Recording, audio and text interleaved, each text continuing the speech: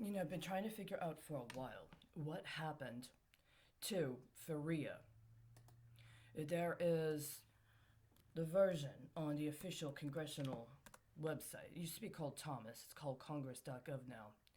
Where is Faria? Where is the actual formal version? There are certain elements of Faria that discuss, for instance, how every year through the Department of Treasury there's supposed to be an audit on current bond obligation associated with the United States government. It's here in the table of contents for the final version, the version that was the enrolled, what is it, the one that was the enrolled bill has it in the table of contents, but in the enrolled bill, it's not in the actual text. You have to go to an earlier version. It's almost as if it was actually part of the final version, and then somebody cut it out along with other stuff from Faria after it was passed. And for whatever reason, they haven't gotten around to eliminating the evidence of its existence from other parts, other bills, or other versions of the bill.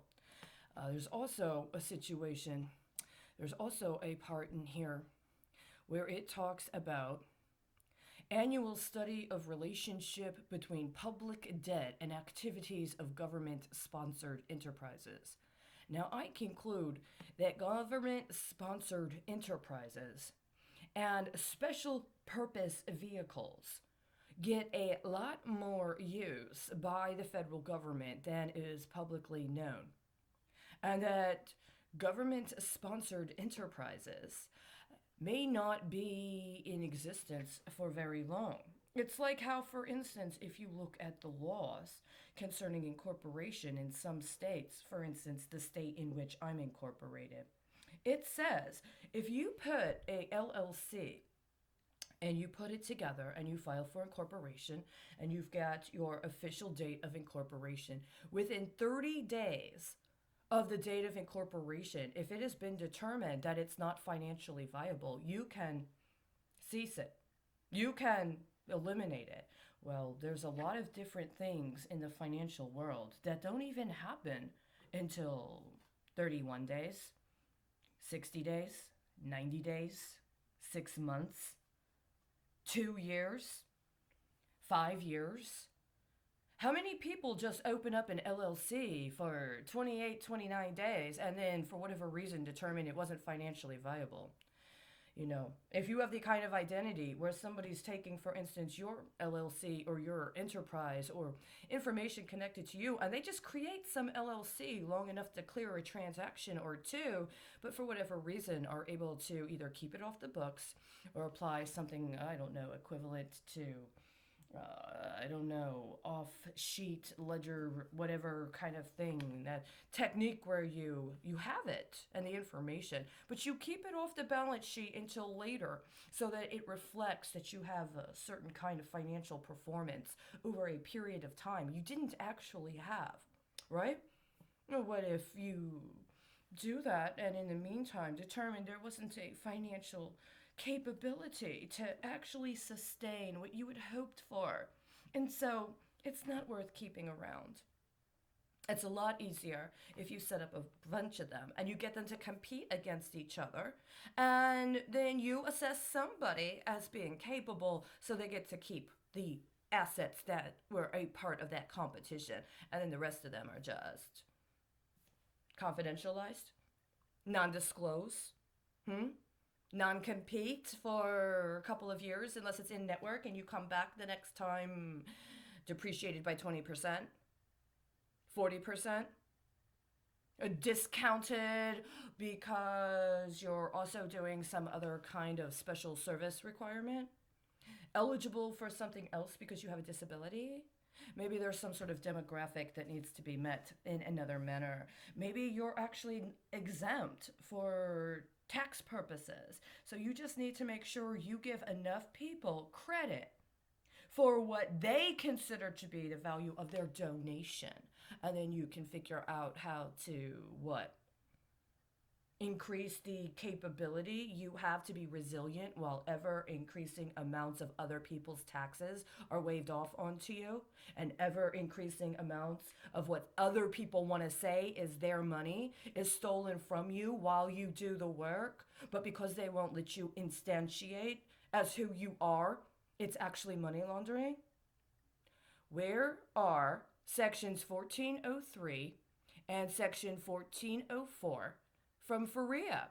Why is it not in the final version of the bill now available on congress.gov? Why? Where did you take it? Where is it? Were you more interested in? Yes, I've already discussed this.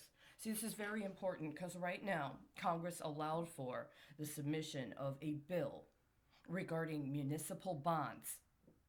Now, if other people on the Financial Services Committee thought that they might want to take access they had to what had previously been efforts at investigations associated with other areas that were in the, shall we say, interest of their constituents, and after a certain time sit on certain information, so it was allowed to be recharacterized, i.e., you finish an investigation in 2017, so 2 years later, you're able to flip it into currency for a special purpose vehicle connected to the United States government for, I don't know, maybe a study, maybe a commission that has a reporting period 6 months later, and then use that as some sort of underwriting that gets benchmarks set up through somebody's proposed bill that not only has the day they entered it onto the record or asked for it to be reviewed, but the days that other co-sponsors sign on, and you let it go for 2 years. See, it would have been 2 years between when I went down to the Department of Justice in Chicago and gave them information, and then when they did not pass that bill around federal workers' compensation and salaries. And then a year after that? Well, thank you for reminding me. By that time, the 3-year period had passed.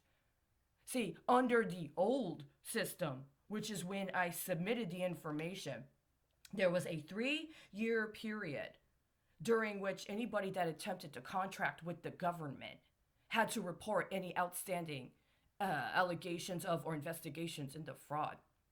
Trump passed an executive order to remove that. Nobody said a damn thing about that. And 3 years later, a freshman group of Congress people is proposing a bill about municipal bonds.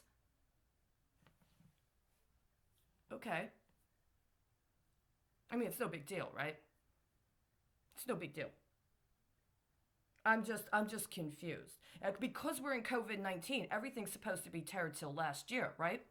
And see, here's the thing. I don't want to get up in my makeup and figure out a wardrobe that you seem to think is more ethnically definitive in terms of how you'll accept a characterization of me, and then go promote your paradigm to all those people in the private sector that were trying to look for all the gold you were going to recover and then send their way for export. It's not acceptable that for 3 years I've watched Congress intentionally tank its own job and try to put it on the president. You may not like him. I don't like him. He should never have been elected. But neither should have Obama, and neither should have Bush, and certainly you should never have let Clinton have a second term.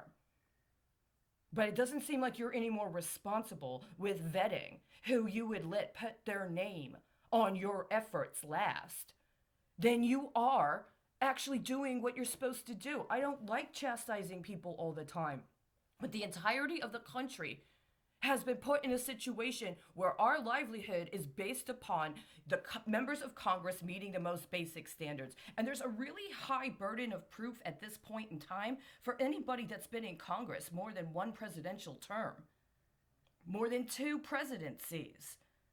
How many of you guys have been in there for 10, 20 years? Have you just been refusing to do the job of the actual legislator for 20 years? I go back and look at what happened right after September 11th and what happened around the 2008 election. Where are the people that were doing jobs at that time connected to actually addressing matters related to the federal budgeting process? Taxation, the debt ceiling. Why did everything in the entire country get collapsed under the Affordable Care Act? And now you're going for a second round of collapsing everything under COVID-19. Everything. Even the student loan debt has not been addressed appropriately. You guys had your chance in June. You intentionally tabled it for a month.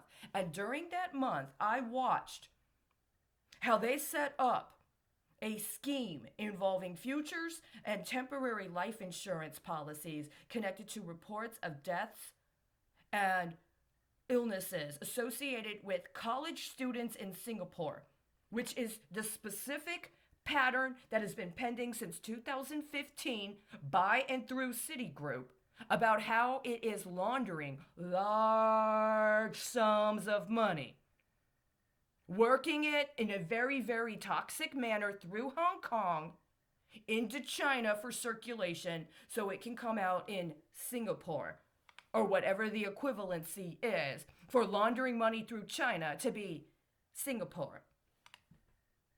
You've been doing this for years. That's the entirety of this scheme around COVID-19 thus far. What would you do if you were China? See, you guys won't shut off the portal.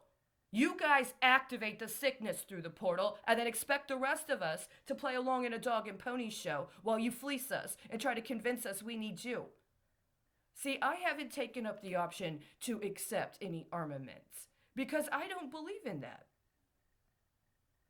But I already put on the record that what is happening is an attempt to sabotage the federal system, an attempt to influence the loyalty and the morale of people in the United States, including members of the military and including dependents of military personnel and veterans.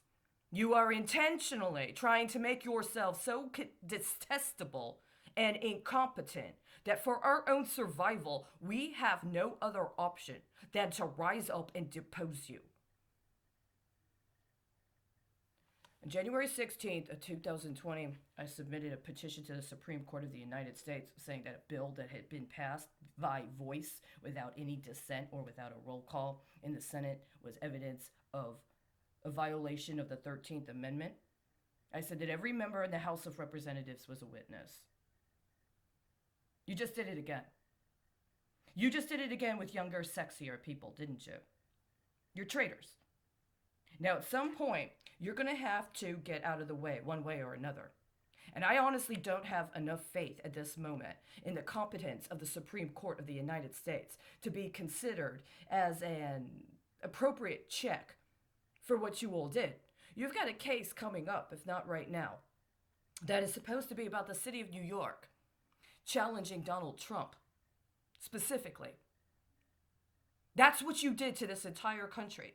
See, the problem with that is that you allowed them in August, you allowed Donald Trump in August to sign those memos and those executive orders. That he took everything that was the outstanding obligation that should have been worked through a federal appropriations process by the Congress, and he put it under his name. You've let him do that this whole time. And this whole time, all you've done is talk shit about him and try to prop up a man who has absolutely no capability of redeeming this. And then what happens if it should be determined at this point that Donald Trump does not win at the level of the Supreme Court of the United States? What happens to all of the assets of the United States you allowed to be concentrated under his name and his brand? Rather than going through the Department of Justice, as there's precedent for, or rather than having an appropriate check from Congress, as there's precedent and constitutional mandate for, in order to prevent from the president being made into the primary asset holder of the people's wealth and what was supposed to be a legitimate appropriation through Congress. See, even if he's guilty of whatever the actual crime is, you've upped the stakes so significantly and you didn't address the actual matter. That's why all of you are leaving at 1 o'clock.